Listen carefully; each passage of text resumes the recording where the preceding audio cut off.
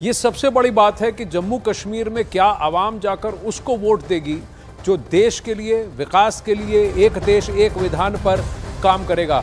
हरियाणा में 1 अक्टूबर को चुनाव के नतीजे आएंगे और 4 अक्टूबर को चुनाव के नतीजे आएंगे। एक फेज में हरियाणा में पोल और आखिरी फेज जम्मू कश्मीर के चुनाव का आखिरी फेज और हरियाणा का एक फेज का इलेक्शन दोनों 1 अक्टूबर को होगा। यानी कि नवरात्र से ठीक पहले चुनाव की प्रक्रिया समाप्त हो जाएगी और नवरात्रि जैसे ही शुरू होंगे तब शुक्रवार को 4 अक्टूबर को काउंटिंग डे और रिजल्ट आपको पता है किसके साथ देखना है। यहां न्यूज़ 18 पर आपको हमारे साथ देखना है। सतीश जी हमारे साथ हैं। सतीश जी, सबसे बड़ा प्रश्न ये है और नीरज भी हमारे साथ हैं, बहुत सारे हमारे गेस्ट, रिफत भी हमारे साथ जम्मू कश्मीर से जुड़ रहे हैं। सबसे बड़ा प्रश्न यही आता है कि क्या अगर जैसे सेंट्रल एडमिनिस्ट्रेशन को आप डाइल्यूट करके टू वे पॉलिटिक्स हो जाती है, क्योंकि एडमिनिस्ट्रेशन होती है और उसके साथ साथ फिर आप लेजिस्लेटिव असेंबली भी हो जाती है। वहाँ जम्मू कश्मीर में माहौल ख़राब करने वाले लोग बहुत हैं, क्या उनको मंच मिलेगा?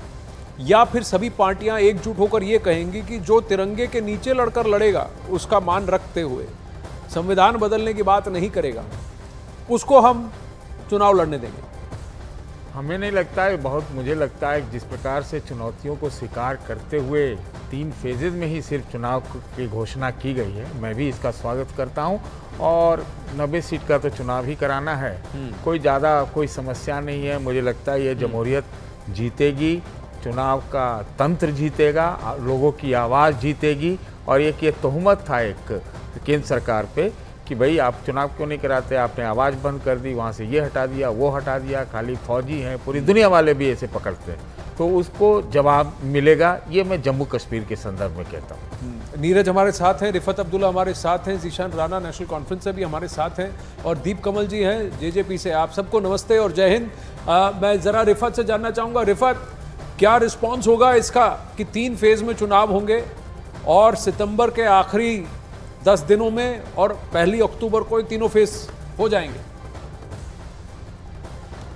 देखिए आनंद, अभी सबसे बड़ी चुनौती समझी जा रही थी कि सिक्योरिटी का कंसर्न है, लेकिन जिस तरीके से खाली 3 फेजेस में ये इलेक्शंस मुकम्मल किए जाते हैं तो मैं ये समझता हूं कि इलेक्शन कमीशन ऑफ इंडिया ने ही चुनौती यहां से दे दी कि हम ये कर सकते हैं और इसके लिए वो सक्षम है। एक बड़ा चैलेंज जो है उन्होंने एक्सेप्ट किया है और ख़ासतौर से यहाँ पे अगर चुनाव की बात करें, सभी पॉलिटिकल पार्टीज चाह रही थी कि जल्द से जल्द चुनाव हो। और हाल ही में जो इलेक्शन कमीशन ऑफ इंडिया का दौरा था, जिसकी जो है सरबराही चीफ इलेक्शन कमिश्नर कर रहे थे, तो उनसे जब पॉलिटिकल पार्टीज के लीडर्स मिले तो सबने मांग की कि यहाँ पे जल्द से जल्द इलेक्शंस हों। हालांकि उमर अब्दुल्ला और महबूबा मुफ्ती ने पहले ही साफ कर दिया है कि जब तक ये यूटी है तब तक वो खुद इलेक्शंस नहीं लड़ेंगे, लेकिन उनकी पार्टी जो है इलेक्शंस में पार्टिसिपेट करेगी। दो फॉर्मर सीएम तो चुनाव नहीं लड़ेंगे, होगी जी। 2 फॉर्मर सीएम नहीं लड़ेंगे। बंधु, एक बात ये भी तो आप कहिए कि जम्मू कश्मीर के आवाम पर कॉन्फिडेंस जताया है कि 3 फेज में बिना प्रॉब्लम के रोक टोक के चुनाव भी हो जाएंगे।